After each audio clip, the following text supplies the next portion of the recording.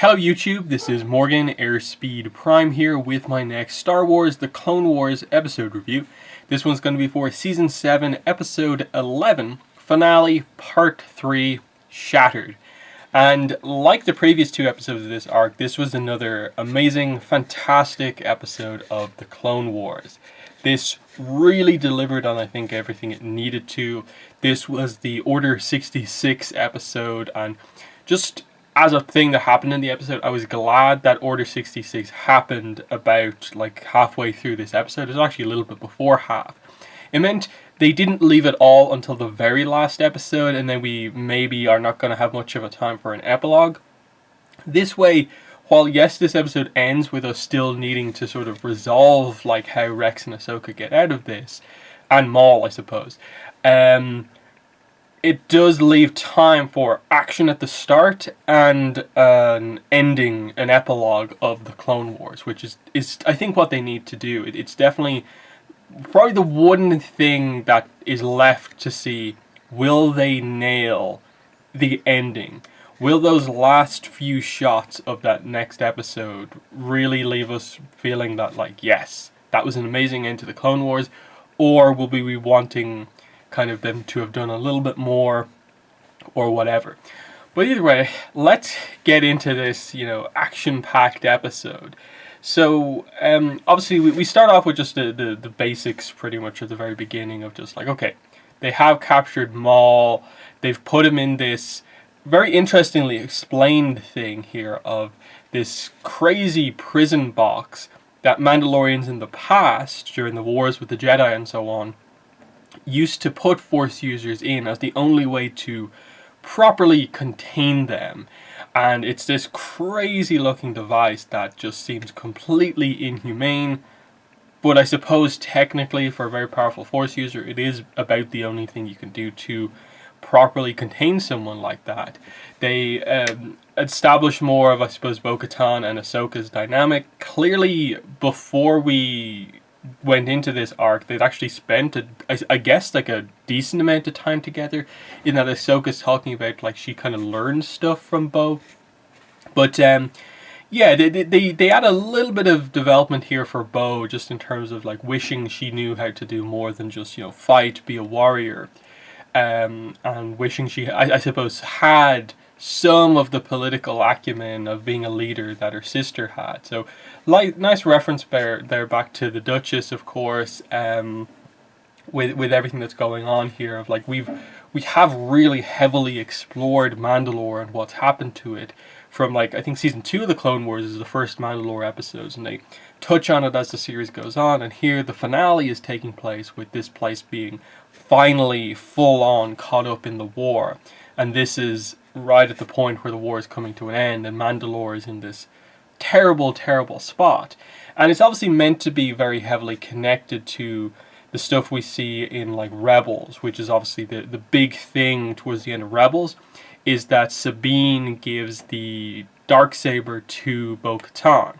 So I guess this is left open for the Mandalorian to probably explain via flashback how Moff Gideon got hold of the Darksaber, like how Bo lost possession of the Darksaber.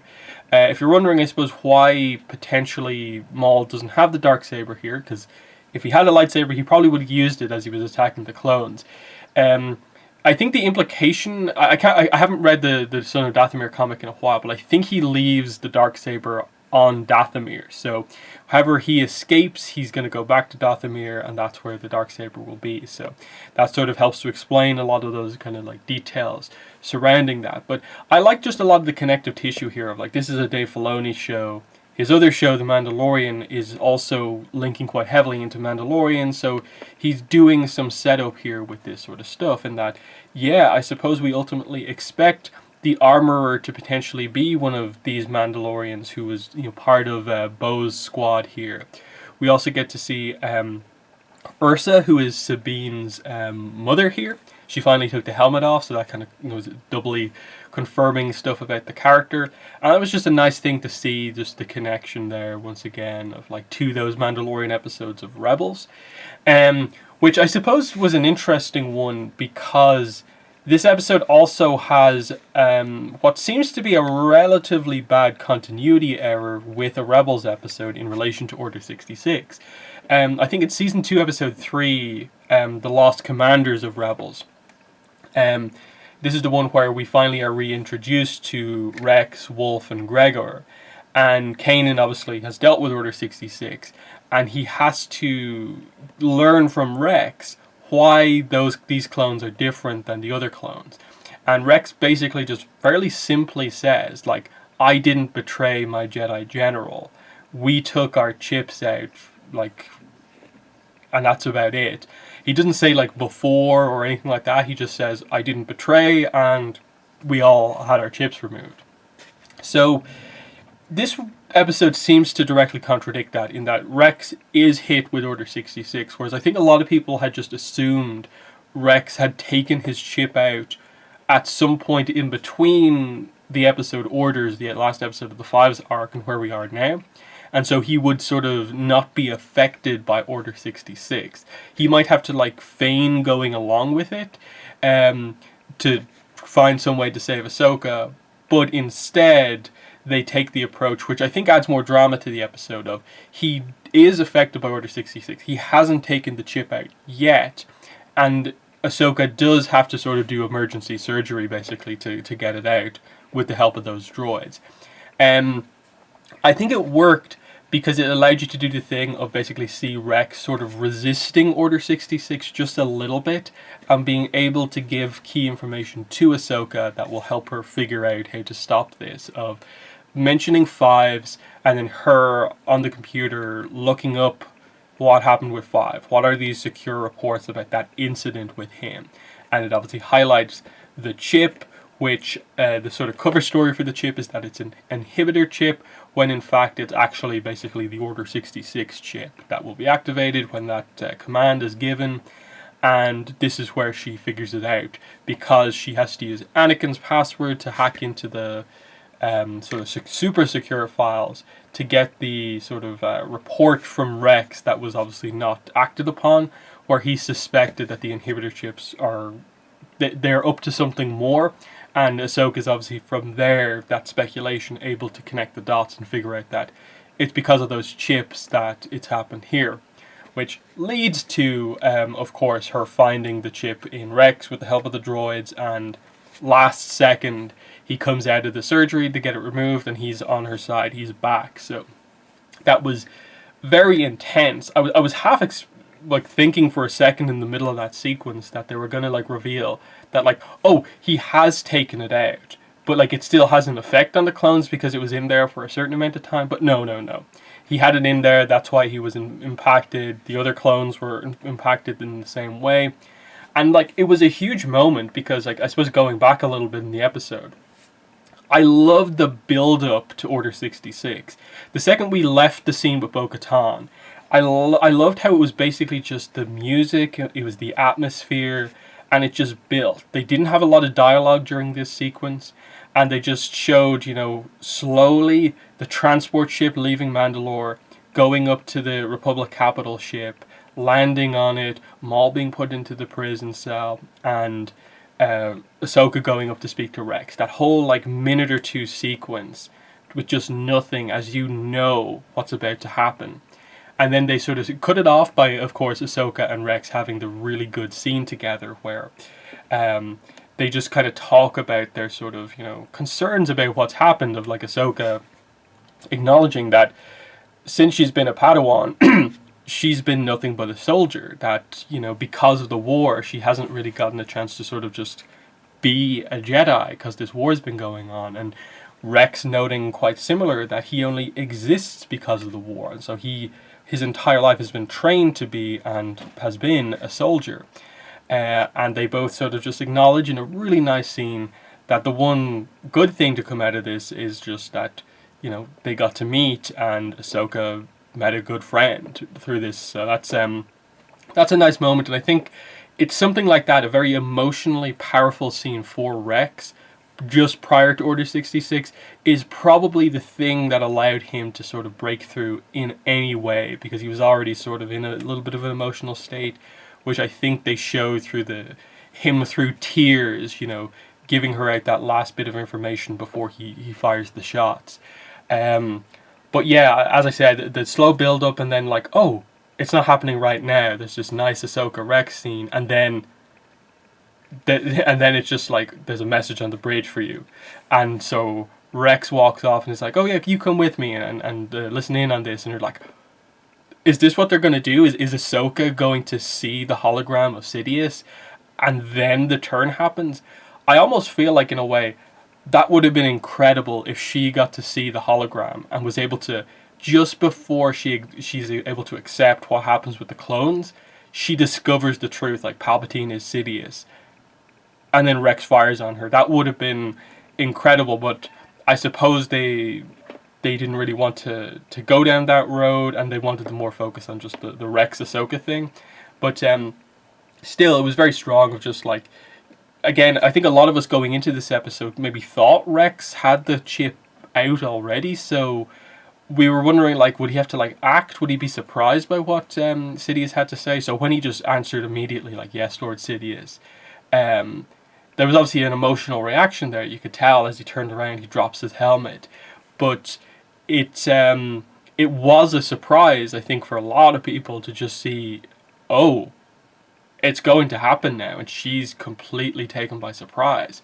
And if not for Rex stopping everyone else from firing on her and saying, like, I'm going to do it, she probably would have been killed, because she was in a really bad situation there. She was on the bridge, surrounded by a bunch of clones, from all sides, basically.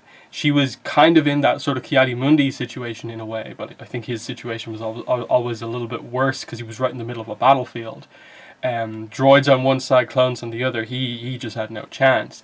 Here, she was saved by the fact that he wanted to do it himself, and he himself was the one hesitating, and that allowed her to, realize what was happening and defend herself. And this is where I think you really saw the amazing emphasis on Ahsoka's lightsaber style, in that the whole reason she has that second lightsaber is for blaster deflection, and you saw that come into use so well here with especially the scene later on in the episode where she's on top of the sort of like command table, and like there's just clones all around her, and she's just like crouched down, just like deflecting everything, and then goes up through the ceiling.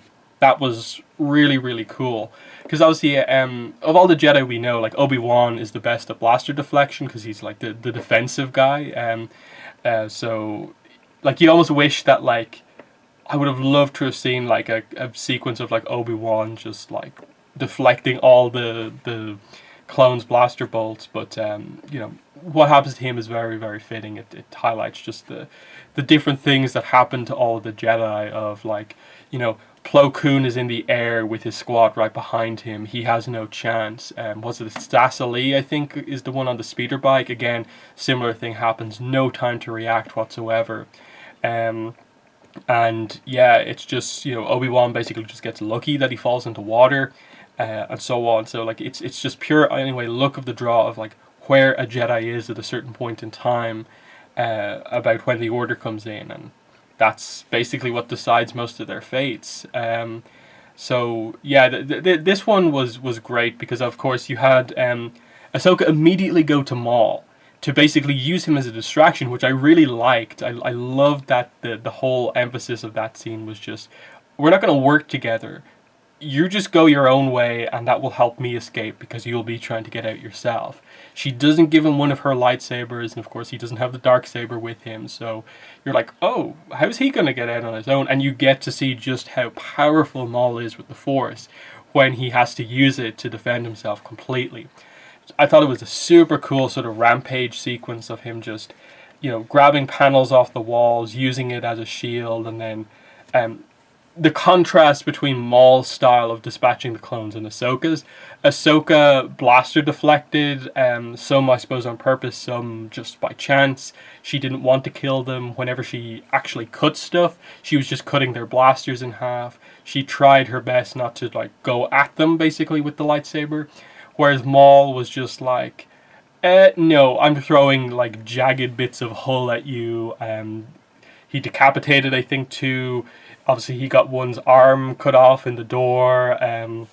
He's crushing some of them with the metal as well. Really, really strong kind of dark side rampage moment for Maul. You're kind of almost like waiting for a moment like that, because in the Phantom Menace, like as skilled as he is, he's very much set on the lightsaber fights, and you don't actually get to see him, just go on a rampage through a bunch of people. So this was actually like really good to see. Because like of course we know he escapes because he has a whole arc in Rebels and is only killed in the episode with Obi-Wan. So it's going to be exciting to see, do they end up having to work together in this last episode, or does Maul escape in his own way and then Rex and Ahsoka escape in their own way? We'll have to wait and see, but their progress seems to be made. He seemed to make a purposeful, kind of, it was purposeful why he seemed to take that arm from the clone trooper is to overhear the radio, so I suppose he can follow where the clones are going to be, so he can be in the opposite position, and that will allow him to get out. So that was kind of clever on his part, using the radio communications. But we'll have to wait and see exactly what they do. Before we get to, I suppose, the ending sequence, I suppose I need to go back and talk about the Revenge of the Sith sort of connection moment, which was that Ahsoka walks in to report to the council that she's captured Maul, and she overhears the big sort of Mace Yoda Ki-Adi-Mundi scene where they discuss basically, like if we're going down this path, like it is a dark path that we were going down, if we really think the Chancellor is behind this and that we may have to, take him out of office.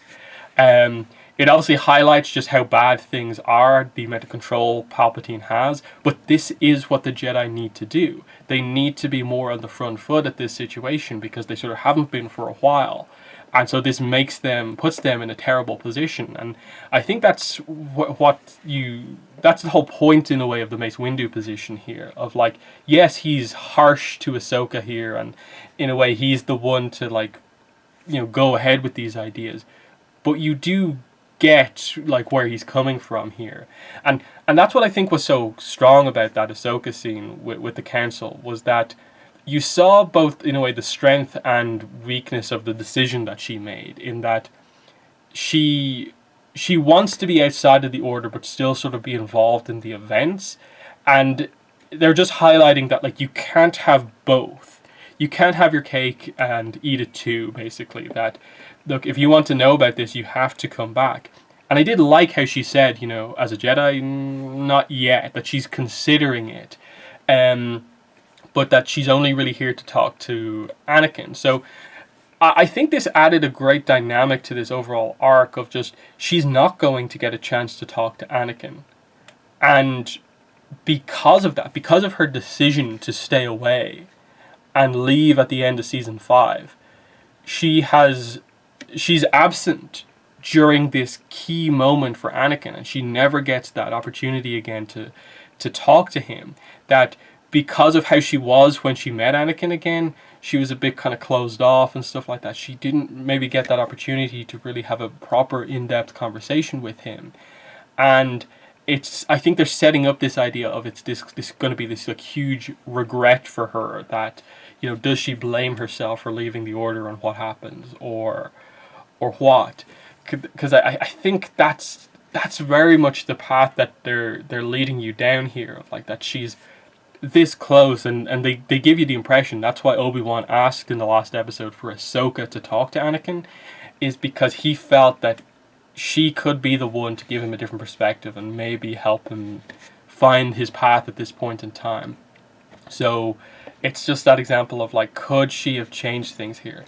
And then the other point in this as well that Rex points out at the end is like, why didn't you tell them about what Maul said about Anakin? That basically a fall to the dark side for Anakin, that like he's being groomed by Sidious. Why did she not say that? And this is where you get into a little bit of like, you can maybe be a bit critical of Ahsoka here, in that like, does she not say it just because of her issues with the Jedi Council?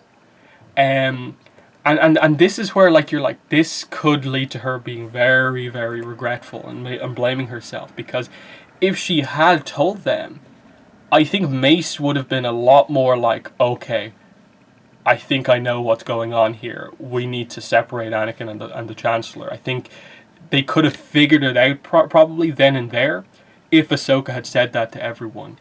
Um, but she didn't. And I love how you can be critical of Ahsoka in this moment. That as this much as this is her arc, the end of the Clone Wars, it's basically her show. I love that there's this sense of like, because she's dealing with her issues with the council, she's maybe not making the best decisions herself about like giving them all the information, and that you can be like, ooh, Ahsoka, I don't agree with you not telling that to them. I get you're upset about what happened, but like, this is something that could be important for Anakin, and like, you know how important he is. You basically know he's the chosen one. If he's being groomed by the dark side here, like, this is something you should tell. And that's obviously meant to be in contrast to Mace basically just being like, oh, you're a civilian, so I can't inform you about this thing that's going on, civilian. And I think that's the point in this scene, is that Mace won't inform Ahsoka about the Council's suspicions of Palpatine. And so, in a way, Ahsoka doesn't tell them about what she learned from Maul. And if they'd both just told each other, I think it would have come out.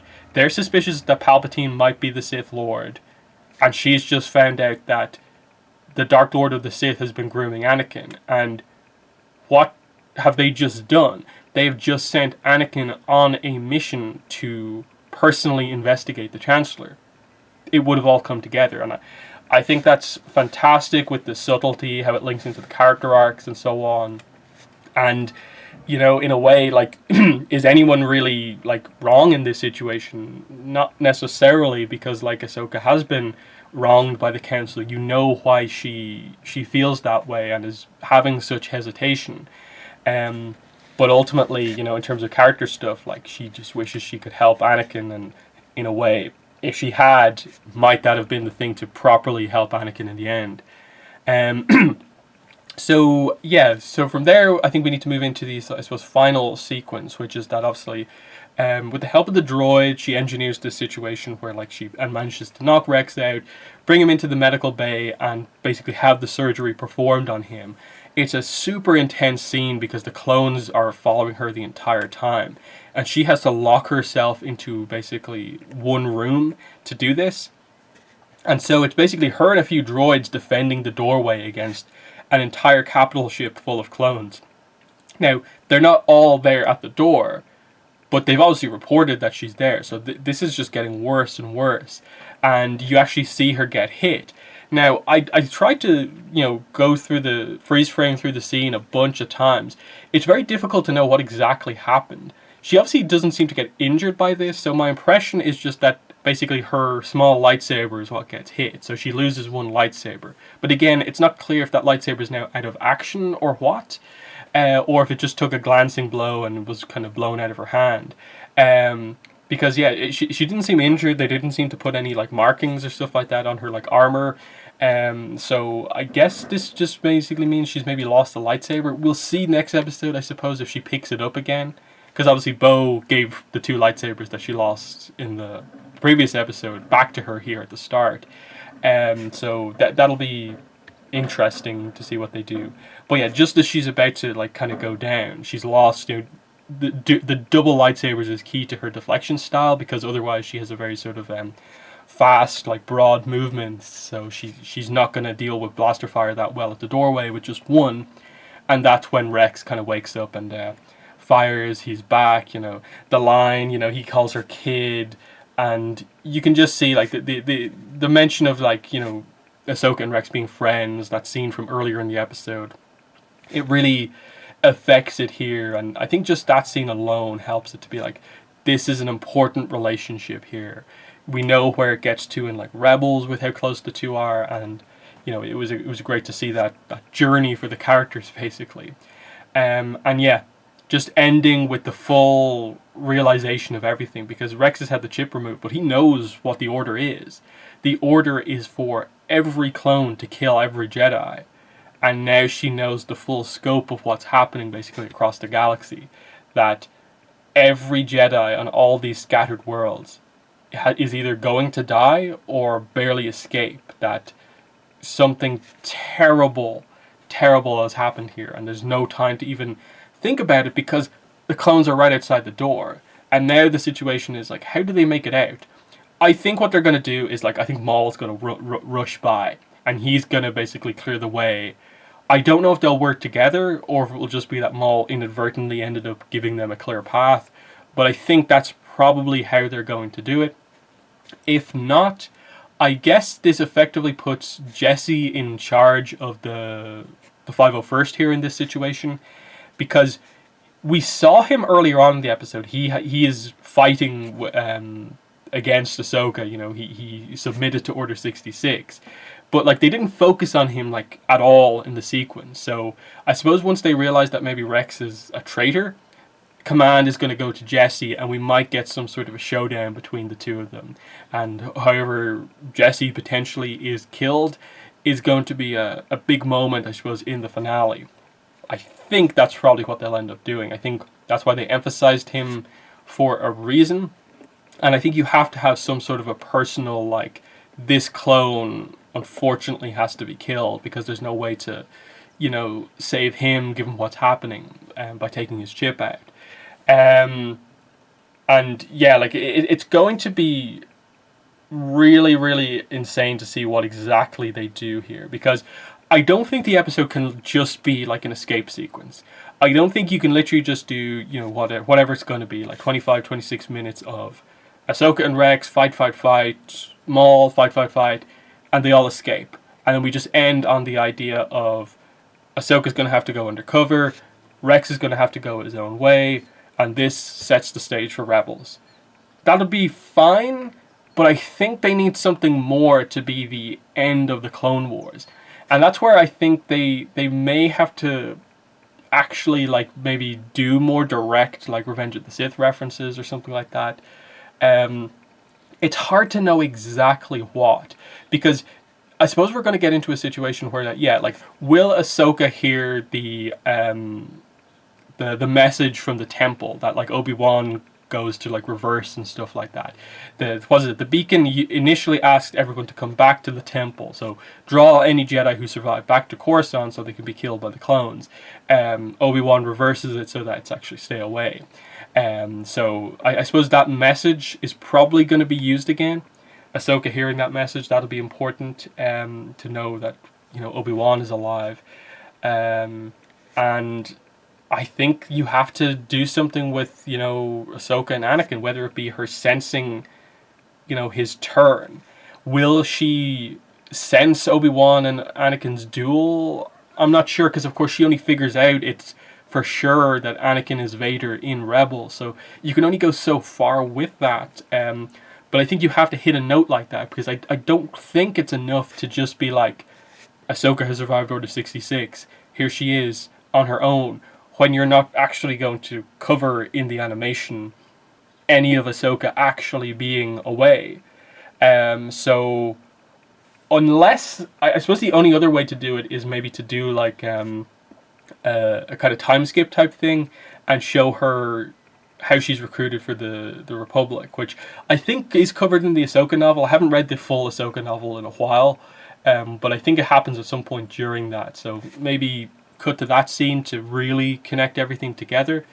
But yeah, it's just all about like really nailing a lot of those moments. Like I was wondering, when Order 66 happened, would they show like Plo Koon dying, and so on? Because we obviously don't know the specifics about like, okay, so what happened with Wolf? Like, how did Wolf not end up being involved in this? How did he get his chip out? How did Gregor get his chip out? Because Gregor especially, like, we don't know anything about like really what happened between like his last appearance in Rebels, so he's very much a mystery. Wolf is obviously one of Plo Koon's clones, so we're just waiting to see what's up with him. So I don't know if they'll do that, because I think the fact that they really held back on not showing any of the rest of Order 66, to me highlights that they probably won't cut away to show relatively minor characters having an arc. They want to focus on the main cast. The only other thing, I suppose, is Ahsoka does sense like Anakin's kind of turn in a way, like that he does something. It's unclear if like some of that is just meant to be sort of communicated to the audience, or if like Ahsoka actually knows the specifics of like, oh, did Anakin help with killing Mace Windu, and he's fully on Palpatine's side? Like, has she connected the dots, and does she know Palpatine the City is just from that vision, or is she literally just having the sense of Anakin is going through a dark moment here, and I'm not there? That sort of stuff they're probably going to have to figure out in the last episode. But like I said, this episode itself I thought was really, really amazing. It's incredible what they're managing to do with this final arc. I think it has blown everyone away, because obviously I think expectations were a little bit lower after the first two arcs, but everything has been nothing but positivity, I think, so far in this arc. And once they end it well with the last episode, which I have faith that they will do, it should be great. And the best thing about it is that we don't have to wait too long. Just 3 more days until the final episode. They're doing a special thing where they're airing the last episode of the Clone Wars on May the 4th, so on Monday. Very, very exciting. It's going to be a big event. Like, this is so long in the making. Like, what, the Clone Wars movie came out in, like, what, 2008 or something? So, like, this is like a ending of this, like, 12-year event. And, you know, it's been some of the best Star Wars we've had, and especially like during a time when the sequel trilogy is such a controversial topic.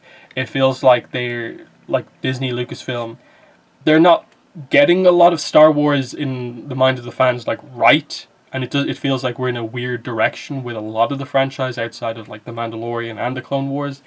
It's great to see that the Clone Wars is this thing that is, you know, showing everyone what Star Wars can be and what it should be. But yeah, so that's my review of the episode. In the comments, let me know what your thoughts were on this final episode of the Clone Wars. What are your speculations for how they will end this final episode? I'm really interested to know what people think they'll do as basically the final shot. But yeah, that's been the video. Thanks for watching, and bye.